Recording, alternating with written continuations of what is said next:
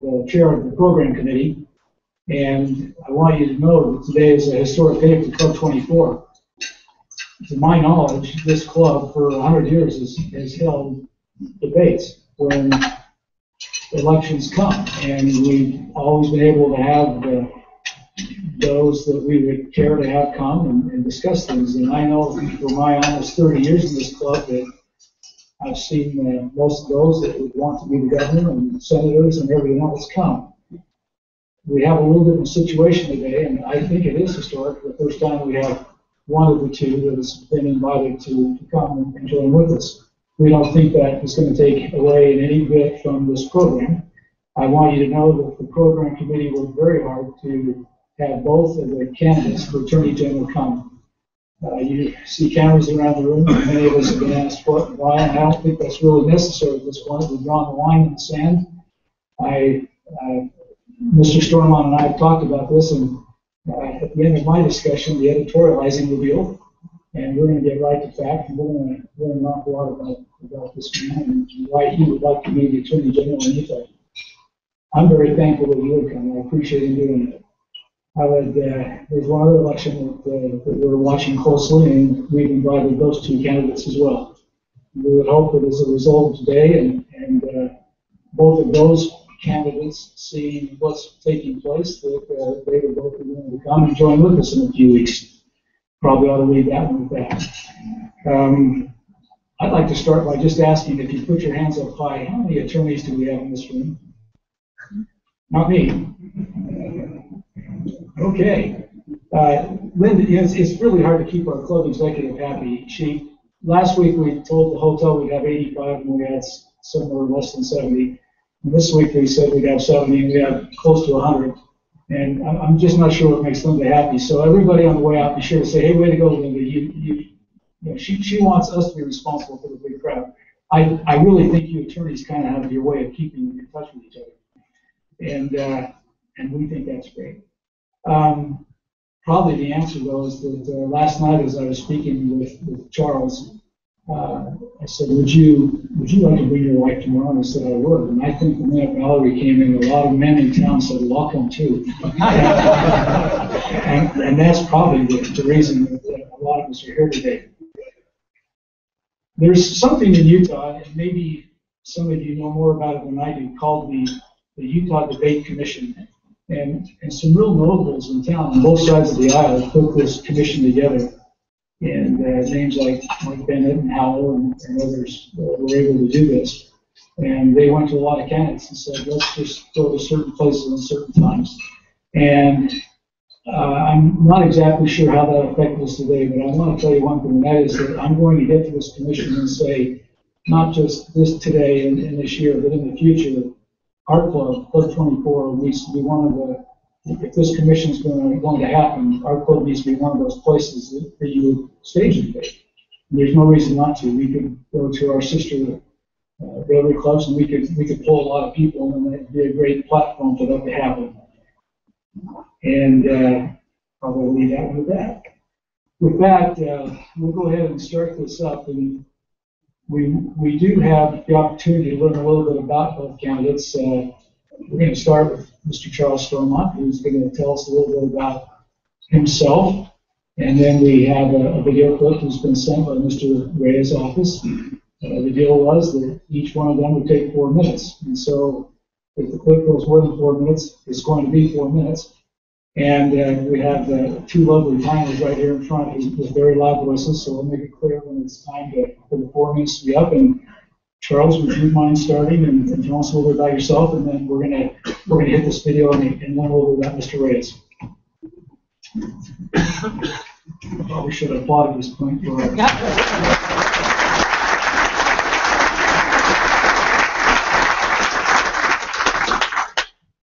So I did prepare some remarks, and Floyd just informed me that I should try and make this as interesting as possible.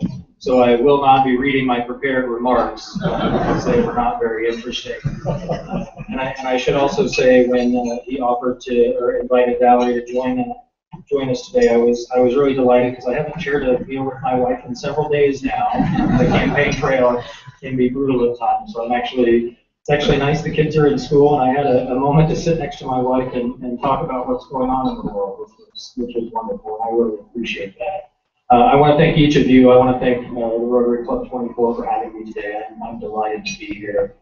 This is one of the most fun things you get to do in a campaign. You get to go out and engage with folks who are very interested in what's going on.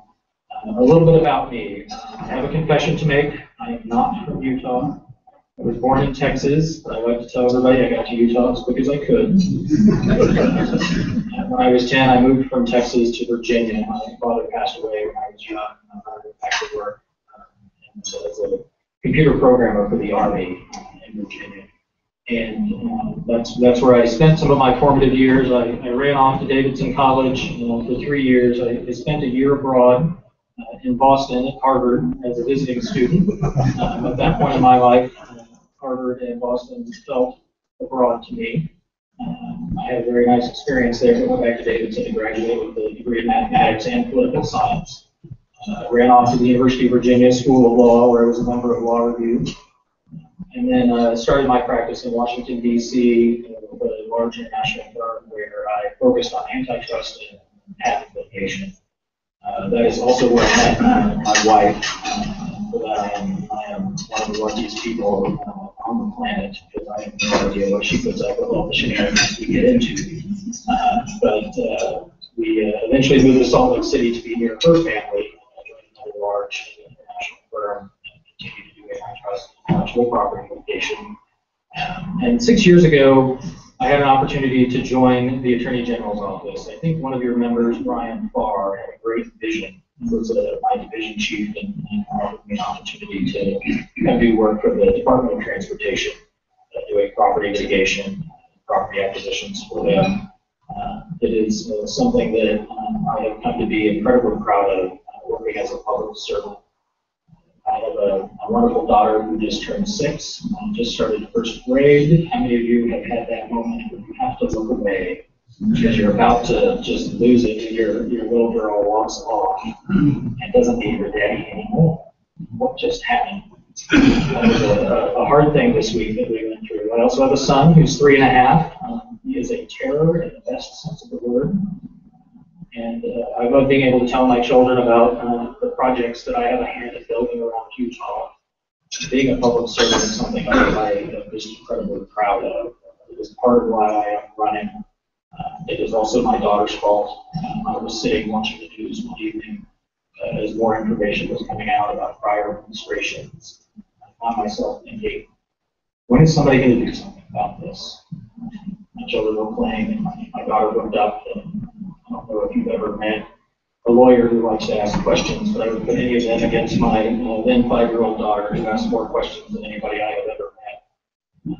And I knew someday she would ask me, when she came home from her political science class or history class, and learned about what's been going on in the AG's office, she would ask me, what did you do when you worked there? I picked my head up and I turned to my wife. So I think I need to look into running, make sure there's a real choice to get the AG's office back on track this election. I just, ooh, so grateful that that I get to get the plug-in for my wife. I'm so grateful that she got behind me. I'd be happy to share a little bit more about my practice and how I approach the law, but I really appreciate you guys having me here today.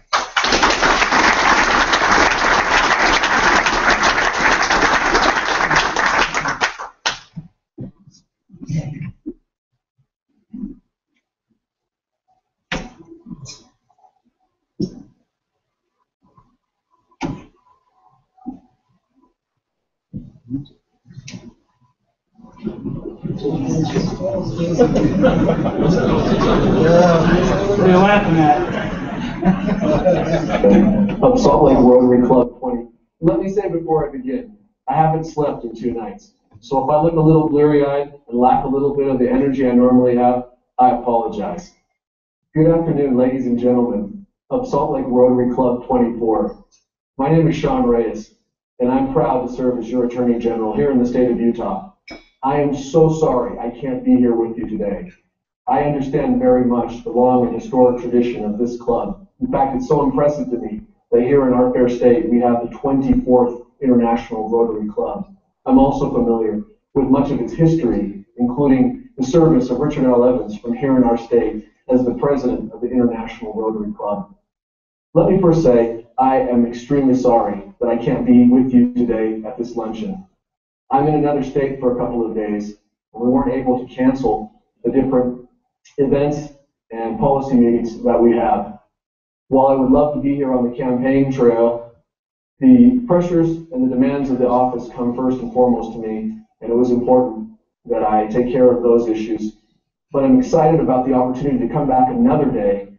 Floyd Hatch has told me that I can visit with the club, and we are also scheduling on the date to be determined a meet and greet event with Luke Kramer and Paul Hutchinson from your very own club, so that you can ask any questions and we can discuss the important issues of the Office of Attorney General.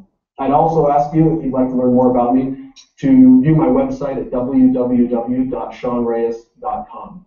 Particularly, there is an interview with Shauna Lake, a person-to-person interview that'll give you hopefully a better flavor of who I am and my background.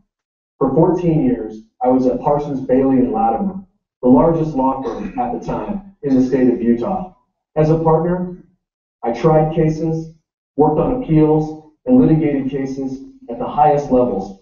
I was in the courtroom winning cases and managing large litigation teams of lawyers, paralegals, and support staff.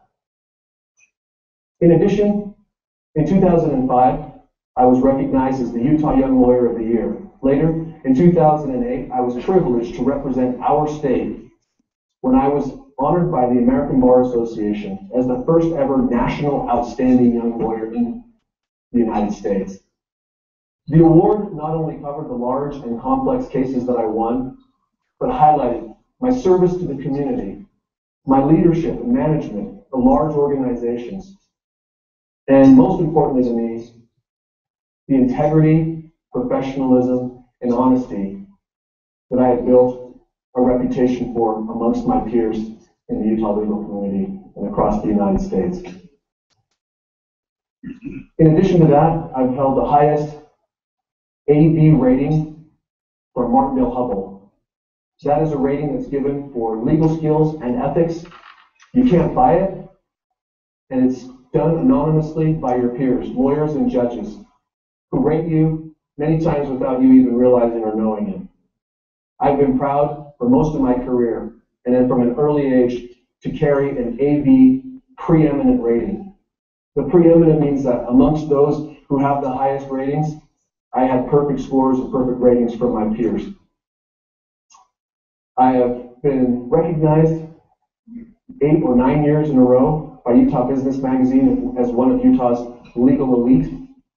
I've been honored to be a Mountain States super lawyer, and have received numerous other local and national awards for my legal practice since my inauguration in December of last year.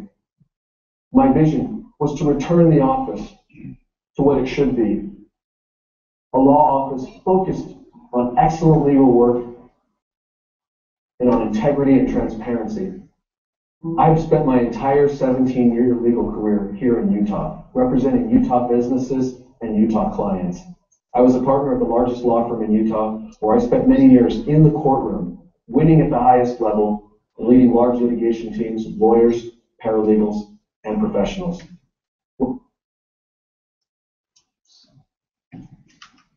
Okay, I learned long ago as a leader in a different situation that you never ask a woman to speak without warning her first. And so what we'll do is we'll ask,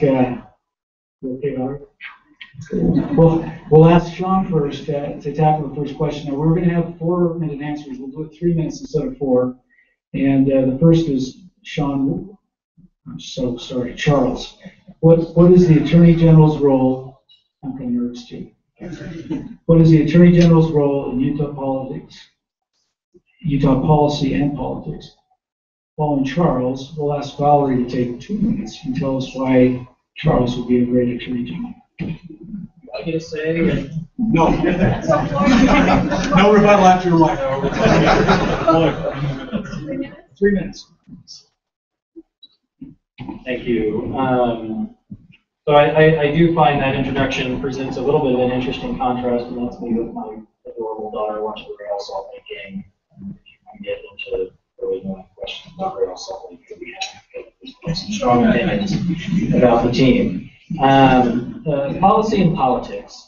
So as a young lawyer practicing antitrust law, I had the good fortune to hear former Federal Trade Commissioner Tom Leary, shortly after he retired from the FTC. He gave a speech at an antitrust symposium. He recounted some of his time as Associate General Counsel at General Motors. He explained going through some rather tedious issues, legal issues with his client. And then his client asked him, "What should I do?"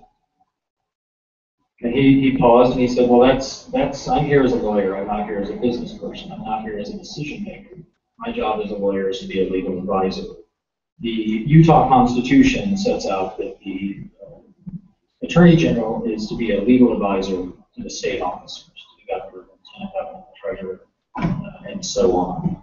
And I think drawing that distinction between legal advice and policy making, much as Tom Leary drew a distinction between legal advice and business decision making, is very important.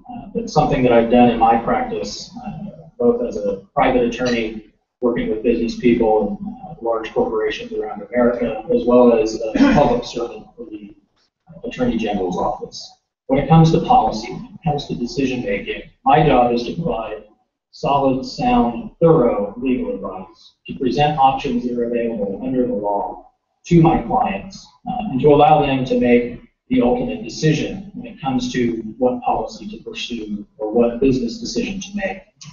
I think that it's very important to recognize that the Attorney General's office is not a policy-making office. The Constitution says it's a legal office. That is part of why I'm running. That's one of the most important things I would like for each of you to know about me. I do not intend to play politics in the Attorney General's office. I intend to practice law.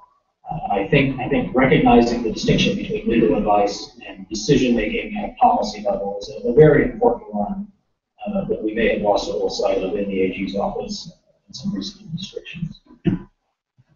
I should keep talking because I don't know if I want to give her the mic.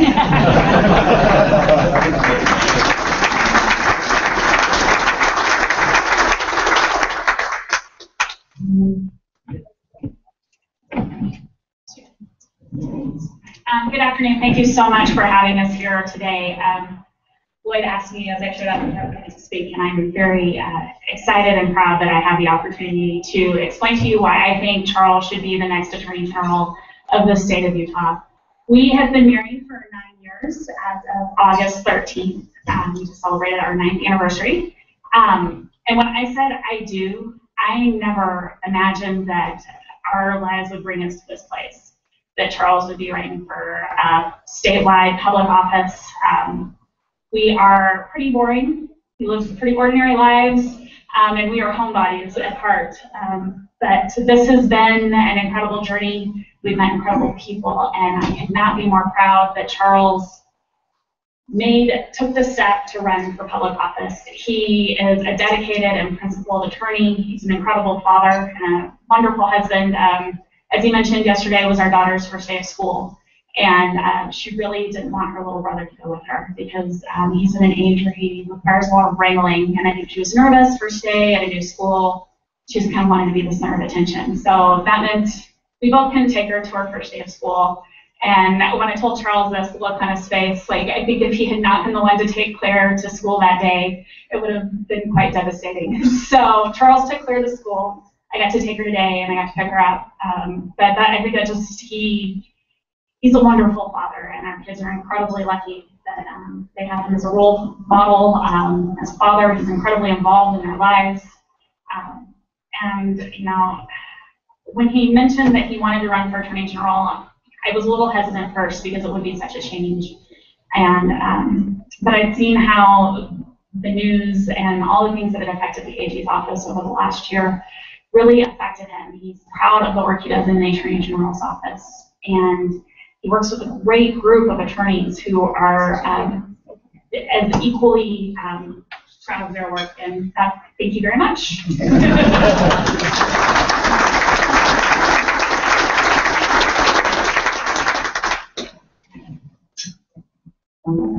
They seem to be a very dynamic pair. Charles, this is kind of a long question, so sort of got multiple parts here. Knowing that not everyone in our audience follows politics and or state law, at least on a day-to-day basis, would you please pick one current situation which you would have handled differently than your opponent has to this point? This isn't the opportunity to hammer him. This is an opportunity to look at something that you would have done differently. State the matter, briefly describe the issue, accurately state the attorney, the AG stance, and explain the way you would have tackled the matter. Okay?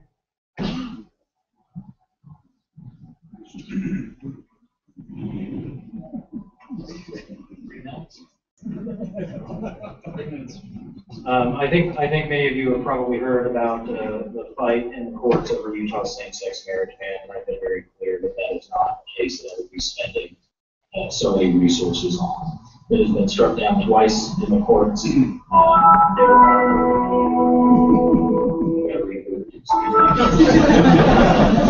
There have been 38 consecutive federal rulings on similar bans around the country. While let me say that I believe states' rights are incredibly important, they should never come at the expense of individual rights that are protected by the United States Constitution. Rather than spend hundreds of thousands of dollars picking that fight, or making that fight, I would like to refocus. Let me say before I begin, I haven't slept in 2 nights. So if I look a little blurry and lack a little bit of the energy I normally have, I apologize. Good afternoon, ladies and gentlemen of Salt Lake Rotary.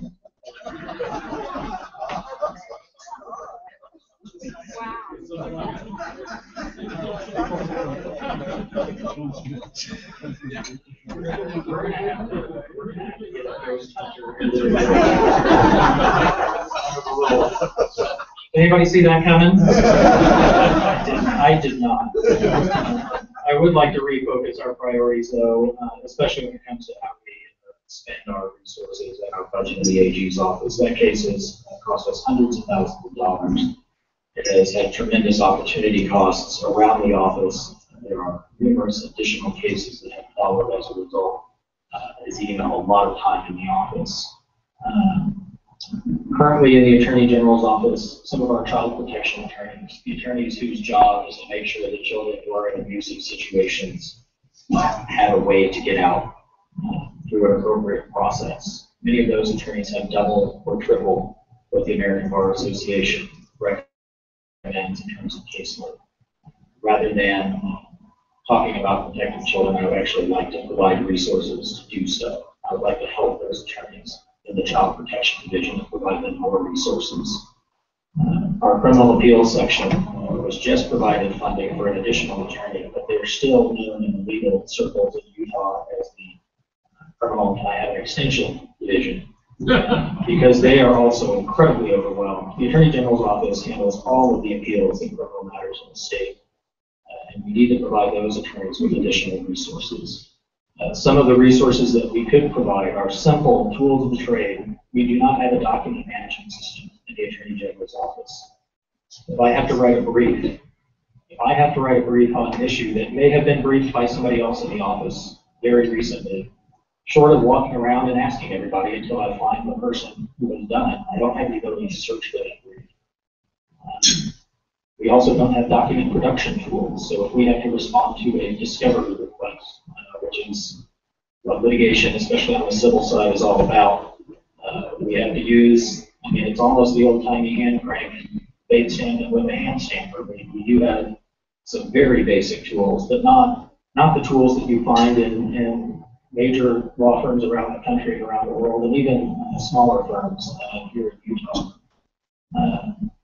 I would point out that we still use a very old version of WordPerfect in my division, which is a little bit slow. And I did stop. I would like to refocus our priorities and provide some basic tools to our office so that we can get to doing the people's work the right way in a modern way.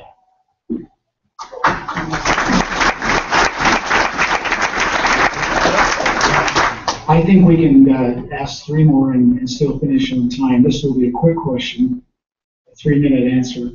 How, and important to all of us in the business world, how does the Attorney General's office affect business on a day-to-day basis? So there are 235 attorneys in the office. Carson Bailey, one of our largest law firm, the Attorney General's office is the largest law firm in the state of Utah.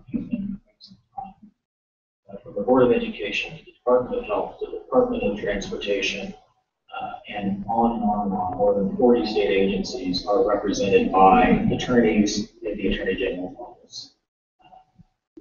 Most of the time, you shouldn't know that the AG's office is working in the background in the areas that are regulated by the state. But there is always a hand from the AG's office involved in rulemaking and adjudication of issues in all variety of businesses across the state. So that would be the high-level overview. But it's, 235 attorneys. There's a lot that we do in the AG's office. And I think hopefully you're not aware of it. That's how a good attorney does their job. You don't know they're there. They're helping solve problems, not making problems. But they have a hand in so many different ways across the state.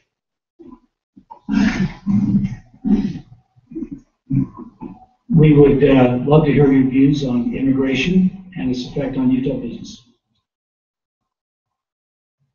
Immigration is primarily a federal question. It's, those duties and responsibilities are held by the federal government. Solving the immigration problems that are confronting us right now are primarily in the hands of the federal legislature, Congress. In terms of enforcing the laws, the Attorney General's job is to enforce the laws that exist, all the laws, including the Constitution, so the duty to take care of them are not infringing on people's rights. When we see immigration laws passed, but generally speaking, the AG's office should be responsible for enforcing the laws that exist and finding solutions to the problems that face our nation with respect to immigration. We're going to have to inspire Congress to some action.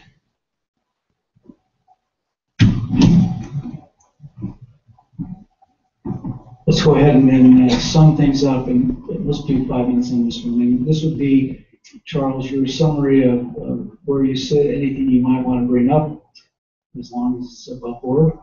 And I state the last question this way: how do you propose to bring honor back to the AG's office for the things that have occurred thus far?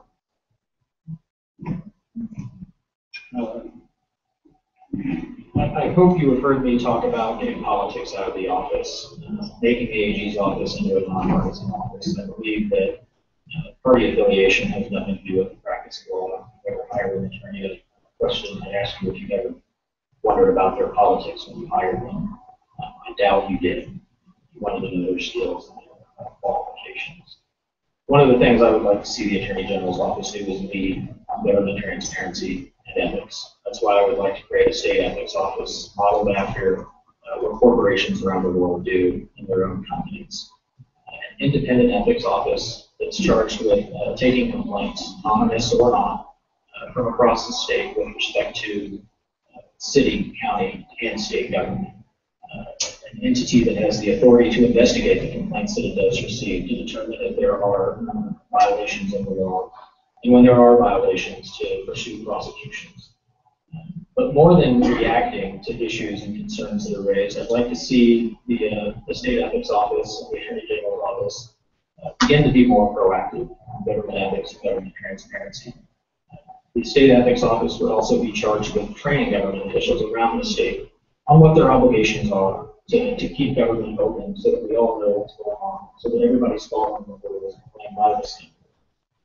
I don't want to ever hear a government official again say, I didn't know I had to do that. The State Ethics Office will make sure that that can't happen. We'll provide the training on open meetings, on government records and access, on how we hire our contractors to do our work, to make sure that it's all done in the open and done properly according to the laws that exist now. I'd like to create a one-stop shop for that ethics reform in state government. By modernizing the office, we can also put some structural controls in place so that dedicated public servants have an opportunity and a place to report their concerns, both to the State Ethics Office and by engaging in more collaboration within the Attorney General's Office. Attorneys dedicated public servants shouldn't be out on an island, or they can be subject to exploitation and intimidation by elected officials. I would like to change that in the office. I think most importantly, I would reiterate, we want to get politics out of the office. We want to turn the AG's office into an entity that practices law and only practices law. That does sometimes mean that the AG is charged with protecting people's rights. There's case law, and there has been for more than 100 years, that the Attorney General has a duty to stand up for the constitutional rights of the citizens of Utah. It's important that the AG stand as an independent voice for Utah citizens and Utah rights. And that is something that I will commit to each of you that I will do if I work as Attorney General. I would like to say once again how much I appreciate being invited to be here today, how much I appreciate all of your attention and time today. Thank you so much for having us.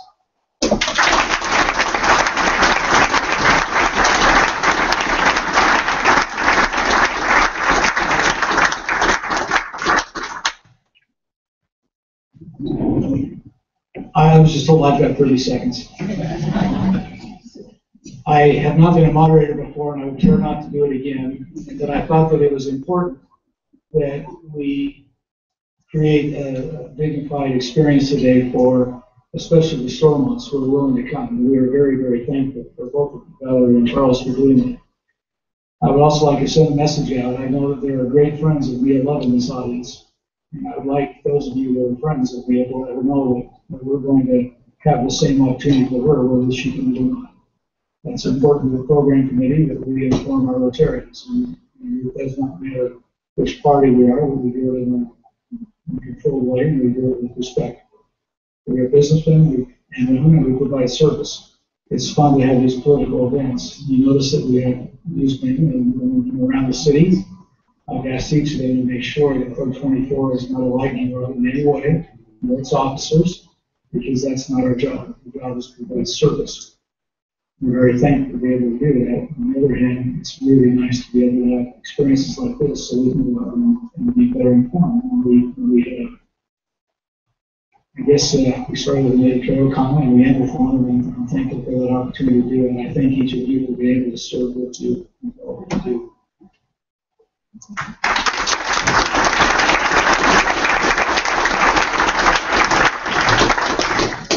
Thank you, Floyd. Thank you, Stormont, for being here today. The book that has been chosen for Franklin Elementary is Imagine Dragon, the last Charles to sign that copy for us. We remind you next week we meet at the Marriott. The subject is the Greek Festival. And with that, we are adjourned.